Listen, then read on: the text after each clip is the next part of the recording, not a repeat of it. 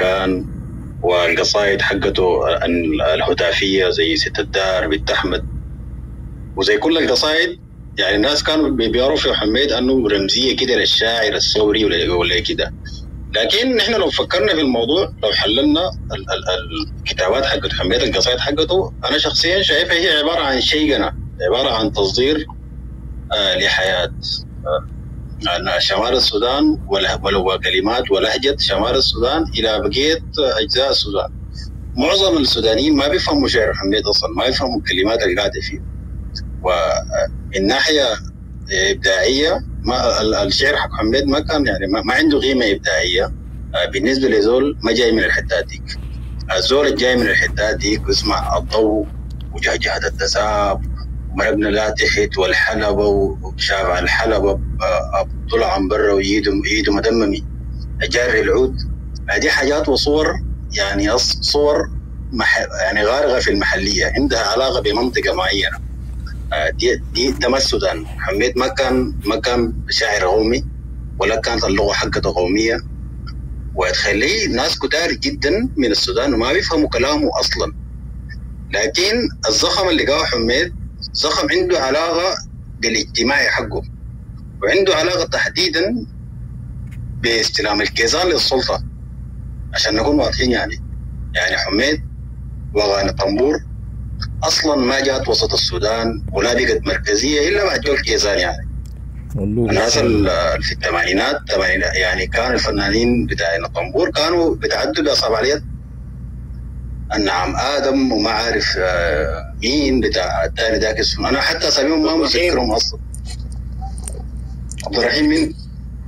عبد الرحيم أرجيب ولا أسمعنا اليمني ولا واحد، كانوا 4-5 أنفار فقط، وكانوا حاجة يعني ما حاجة مذكورة ولا كانوا بيزخم ذاك. أول ما جو الكيزان استلموا السلطة حتى ظهرت أغاني الطنبور دي بصورة قوية جدا وسيطرت على الإعلام، بيجوا في التلفزيون طوالي، كل مرة جايبين جعفر السقيد ومرة جايبين ذاك ومرة جايبين ذاك ومرة جايبين ذاك.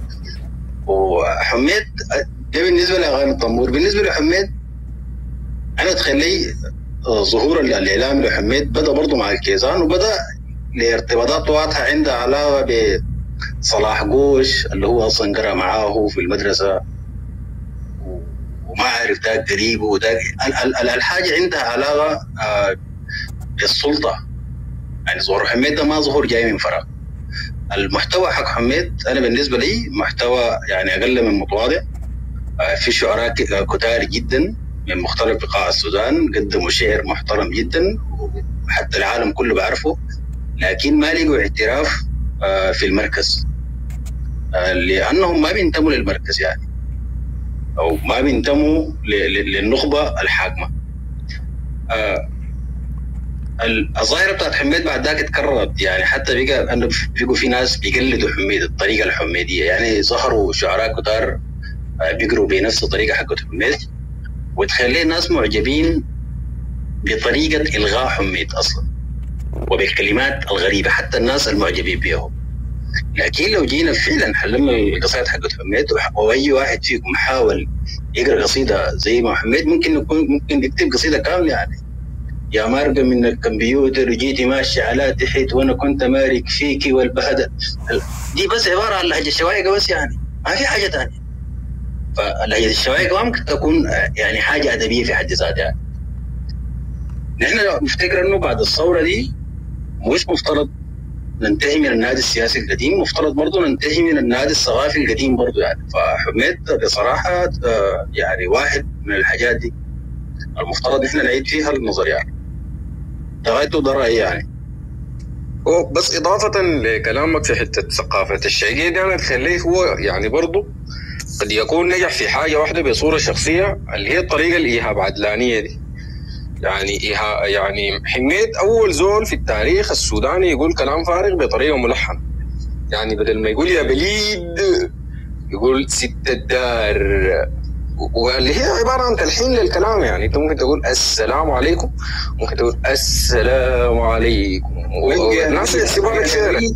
حس الجابرية تحيي الثورة، دايرين وسط مدرسة وسطى ليش تحسد والشبخانة بدل الوسطى والكلام ده الكلام ده حاليا يا دكتور طه لما نيجي قال هنا في الرومات الناس بتضحك فيها بعد لا، لكن في نفس الوقت لما يقولوا زول بس مات او يعني اتولد في زمن الكاسيتات وكده بيعتبروا لك شاعر عظيم، والدولة تقيم لهم مؤتمرات وتطبع له دواوين شعر ويجوك يعني عدد كبير جدا من الغنامة طالعين فوق زي استاذ العباسي ده متحمسين يعني بيدافعوا عن كلام غريب جدا. يعني في زول في القصائد يقول توفي يا دنيا توفي يا دكتور طه، يعني قمة يعني عدم الشعرية، قمة القرف.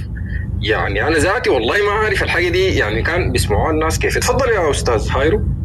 أنا بس عندي إضافة على نقطة أستاذ طه، حكاية يا جماعة يعني إحنا لولا التيك توك منو كان سمع بناس زي ود الأشبة والناس ديل؟ هل في زول بيعرف الجنزيرة الثقيلة اللي بيقلها حياته البيوقد نارة؟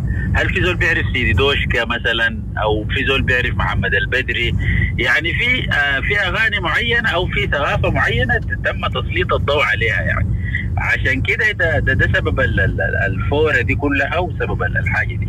يعني الناس دي ناس حميت لقوا دعم شديد من الانغاز ثقافيا وظهروهم انا بشوف للساحه. يعني عشان كده قبل التيك توك والحين كنا بنعرف الناس دي يعني، ولو ما التيك توك ما كنا عرفناهم اصلا يعني. أبدو إن عمو النزير درى عنه من الجابرية عشان حيرنا الثورة نتكلم عن حميد. والله قبل النزير أنا داير يعني بعد كلامنا اللي قلناه ده يا أستاذ ابتهال نسمع رد من أستاذ العباسي، احتمال يكون غير وجهة نظره أو يدينا أمثلة يعني من شعر حميد. يعني يمكن تغير لنا والله أنتوا ناس بتاع مشاكل، أنتوا ليه بتشوفوا دائما الكلام المثير للجدل كده عشان تخلقوا مشاكل ويجوكم الناس منفعلين؟ انتوا ليه يعني انتوا كده بتكونوا مبسوطين يعني؟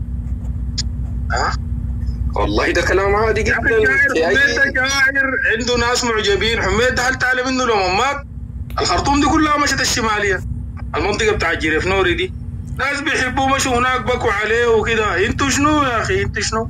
ايوه يا افرو عندهم معجبين ونضل القلعه وعمر البشير عندهم معجبين والحنانات عندهم معجبين والناس كلهم يعني في ناس حميد ده معجبين بيختلفوا. حميد ده معجبين نخب زول يعني نخب شماليه من نص منطقته.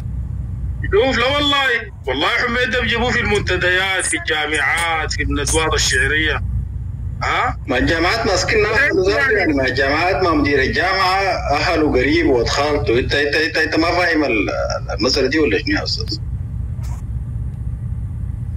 مش هذا كلام عجيب جدا جدا والله. انا في الحقيقه اتمنى من اخونا كرياكوس يا اخونا كرياكوس ذا الكلام اللي كنا بنتكلم فيه ومس اللي هو الراديكال النوبيان الشباب ديل. فانا شايف انه الشباب ده المفروض توعوه تقول لهم الكلام اللي بتعمل فيه ده كلام ما صح. ايوه تخلقوا الفتن والمشاكل. انتوا ما في النهايه الشايقيه والجعليه ده الماء. بروف كرياكوس ده بعيد ما سامع الروم دي. لا لو عندك له اي رساله احنا بنوصلها لك، لكن هو حاليا بعيد. انا كرياكوس ده معزولي. فانا اقول لكم حاجه، انتوا كونوا اخوان تتكلموا عن حميد والله انا شايف شفتوا زي جريده الدار زمان تقول لك بالصوره والقلم غنمايه ولدت حمامه في الحاج يوسف. الناس كلهم يمشوا يشتروا انت يا استاذ ما تتكلم عن الموضوع. انتوا ما تجيبوا لكم يا اخي مواضيع كده كويسه يعني. يا استاذ احنا اديناك امثله افضل من كده. شنو يعني؟ انا ما فاهم. احنا قاعدين نتكلم عن محمد الحسن يا ابو حميد ده يعني والكلام ده فكره وفاق يعني. انت الاوف بوينت يا استاذ العباسي. انتوا حميد ده قاعد تسمعوا في المحتوى بتاعه اللي بيقول فيه ده شنو؟ ولا بس انتوا بتشوفوا الطريقه بتاعت الالغاء دي؟ بعدين الكلام اللي قلت انا مره طلعت لي بعدلان ده فوق قلت له يا اخي الطريقه بتاعت حميد دي خليه يجيب طريقتك انت الخاصه اللي هو بيشدد الكلمه في نهايتها والحركات دي طريقه بتاعت حميد في الغاء الشعر. بعدين حميد ده شعره كله بيعبر عن البساطه. اسمع خليه ليه؟ شعره كله بيعبر عن البساطه والناس العباسي دقيقة. طبعا انا خال الشاعر عبد الله محمد خير ودفع الصديق احمد وعبد الرحيم اصغر شويه يعني كان شباب الزمن ذاك كان السبعينات طبعا. لكن انا اقول لكم حاجه، لما الطيب صالح انا مزوج بنت اخته وهو من قبيلتي ومن كرمكول وانا من الجابريه. لما كتب الزين وما عارف شنو، انت هل تعلم اي زول من الكيزان قال ده كلام فارغ، ده كلام منحط؟ هو فعلا في كلمات كده طبعا الدخان وعارف شنو كده. والله بروف في جامعة الخرطوم الله يرحمه توفى واصبح وزير، بالحرف الواحد احنا قاعدين 40 شخص نتكلم عن الشعر، قال ده كلام منحط، ده جزمة الداس.